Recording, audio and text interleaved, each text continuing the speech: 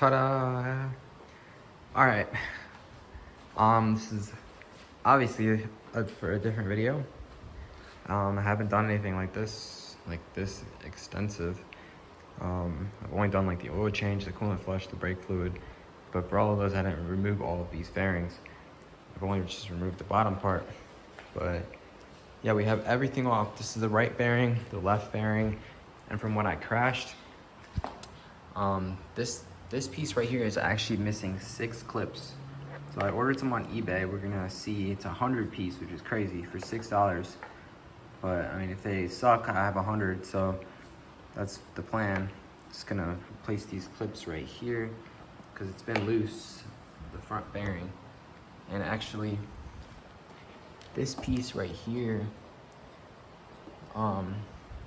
broke off on this piece. This is the part right there. That part broke off from that piece. As you can see on the right side, it's still there. When I crashed, this piece broke off, the bearings got loose. This part, the left blinker, the left reflector broke. Yeah, so I didn't really want to pay someone to do it because I wanted to also like learn about the bike and learn about all this stuff. Beautiful 300. Yeah, so just took the gas tank off like an hour ago. Had all the other fairings off the other day. This is like the gas tank clip thingy. I've also been like using some like plastic restorer thingy because I also needed some for my car because I got like some paste wax on the part, but for this part, I just wanted to restore this as well.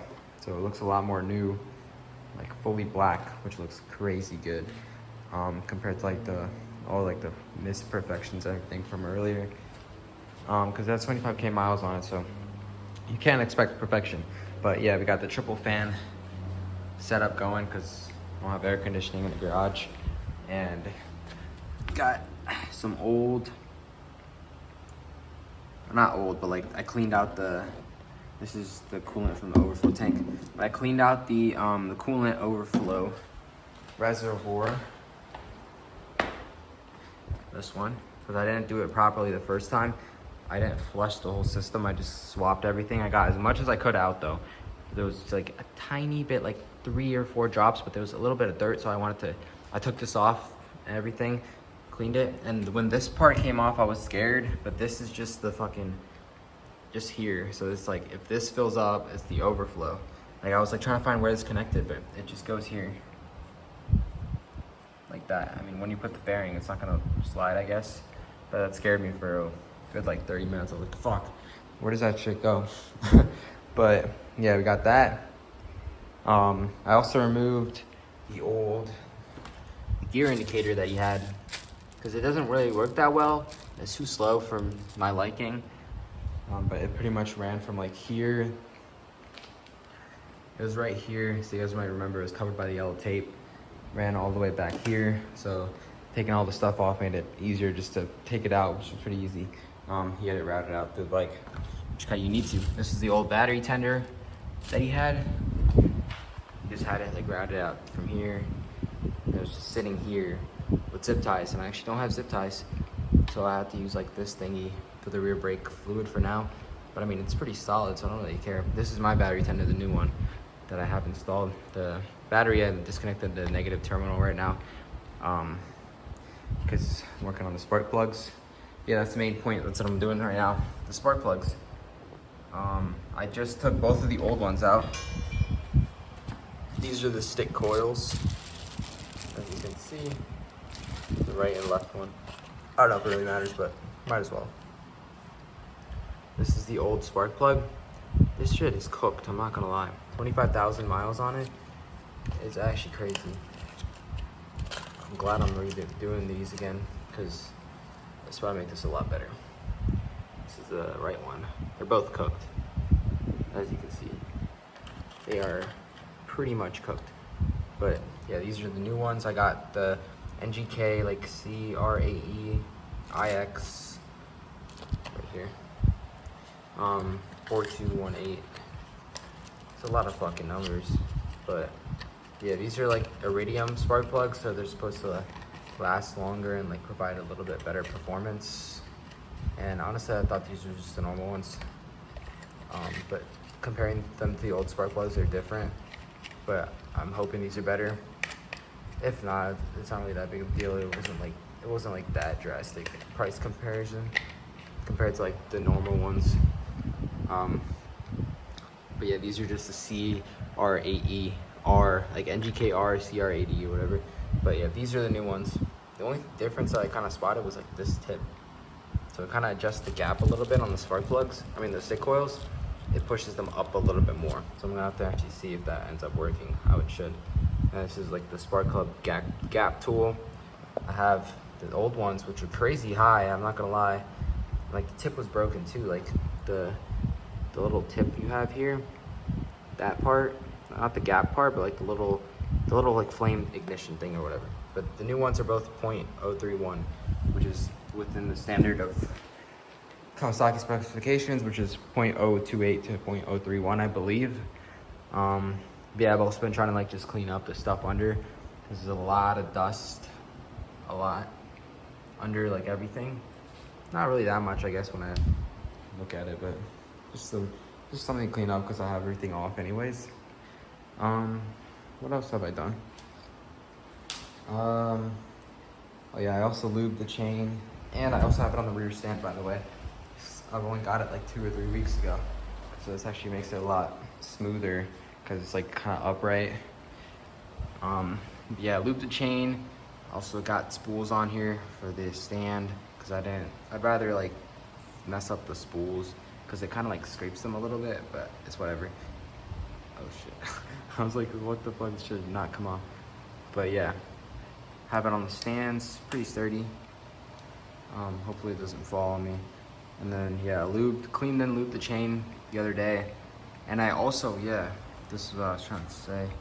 I cleaned under, I'll try to not angle it for you guys. Under here, let me get my flashlight. Under there. So there was so much gunk, and it's still a little dirty, but I got like all the gunk part of it out, which I was worried about. I didn't really realize that was a spot, which now I think about is kind of dumb, because I cleaned this thing. Made a video on that too, it's short. But I cleaned that part. Oops. Sorry, fan. This is like the front sprocket guard or whatever, the cover. I took that out, it's just like 2 bolts, pull that out, and that's where the chain goes. So it's like from here all the way to here. Yeah. And there's a bunch of gunk and stuff, which is like dripping down here. So I cleaned that a while ago, but I didn't really realize it was gonna be that much under the rear, the chain guard cover. So I cleaned that. And yeah, it's just been nice. This is the right blinker, which you're gonna have to plug into that. The gas tank is pretty cool. It's not too heavy. Everyone says like to empty it, but as long as you're not a little bitch, you could lift it up. It's not that heavy. It's probably like 15 pounds. I have like a little over a half tank, I would say. Yeah, just been cleaning up the stuff. And some other stuff I want to get is these screws, because they're like kind of stripped. I don't know if it's just the quality of them or I just fucked them up. I fucked them up. But yeah, I want to get those eventually. I don't need to touch that for a little bit, so I'm not making a priority, mainly because they're kind of expensive. Like, at least on eBay, it's gonna be like probably like $7 or $8 for one bolt, including shipping, which is crazy.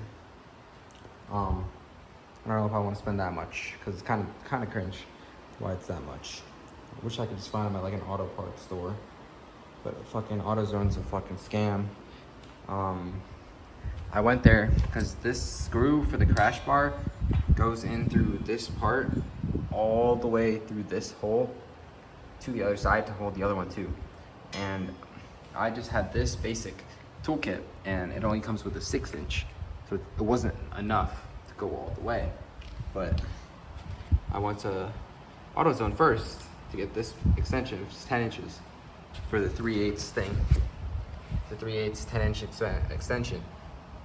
For the torque wrench, and it was $11.65, so pretty much $12 for just this one piece. But I bought it because they kind of like, I asked them to help me and I kind of like felt bad, so I bought it. And I went to Walmart, which is a couple minutes away, And I saw there, I checked online at AutoZone, and I saw they had a 3-piece, so I didn't know for sure if they had it in store, because sometimes they don't. So I went to Walmart, and then they did have it. So they had this piece, and that piece, and this piece, yeah, the 3-inch. They had all 3 of these for $9. I think it was like $8.50 or $9.50, but $9 for 3 pieces. Actually, wait, I have the receipt right here. Hold on. There's the zip ties that I had. How much was it? $9.41. It was $8.88 and after tax. But damn, that's a lot of tax. Wait, did I get scammed? 6% is 50 cents. Damn. Yeah, it was $9.41, and it ended up being like a lot cheaper than if I went to AutoZone, because that's like a whole $2 cheaper, and you're getting 3 pieces. And I also got these from Walmart too. I haven't used them yet, but just in case I messed up like one of the sizes I wanted, and just to have, it's kind of cool. All the adapters, you'll have them for these and stuff. Cause like the 10-inch, because the 10-inch doesn't fit. It's a 3/8, so it doesn't fit like this one. So if I ever needed it for like one of these smaller bolts, it'd be nice to have. And yeah, I also got a notebook. I've been writing all the stuff down for everything. I also have all like the screws and stuff labeled for like each part as much as I can. So hopefully putting it back together won't be that much of a problem. But yeah, the bike just looks kind of crazy right now. Got the exhaust on the stand. Yeah, that's kind of the main stuff I want to talk about. I've just been like vlogging everything. Trying to keep it as good as I can, you know, because I'm not taking it to a shop, so I can like keep it organized myself. And obviously I don't want any future problems because I'm doing it myself. But it's been fun. It's just like chilling in the garage, you know, working on your bike, learning more about it, learning about like everything. I did the oil change like a couple weeks ago again. Second time I did it after 3K miles, because I've been kind of like riding at high RPMs and stuff. So yeah, but imagine if it was just like this the whole time. It'd be so easy to like work on. But I guess taking everything off isn't really that complicated once you like get it down. But yeah, I also cleaned the air filter. Just like, it wasn't that dirty because I've been cleaning it pretty often because it's so easy to get to it. Literally just 3 bolts, and you might have to take off like one of these fairings, but it's not hard at all. And yeah, I'm just keeping a stock one because I don't want to get the K&N, mainly because it's expensive, and second because I also don't want too much air going in. I know that sounds like controversial, but too much air and it's not filtered as well. At least of what I've heard from the K&Ns. Obviously they're pretty good, but it might like mess up your engine because it's more like unfiltered air is going in. Less air is going in now with the stock like foamy one, but it's more filtered, is at least what I think. So yeah, and then this thing, I don't know if that's a problem. I really don't. I don't know if it's the spring being bad or what it is, but it's just so, I don't know. I just feel like it's so like, it shouldn't go out this much, right? I don't know. I really don't know. So if you guys know anything about any of the stuff I talked about and you are knowledgeable about bikes, please, you know, comment them down below. So I'm about to put these spark plugs in, wrench them, torque them up, put the stick coils back in, and then I guess I just start reassembling it. So come to a pretty solid point in the process.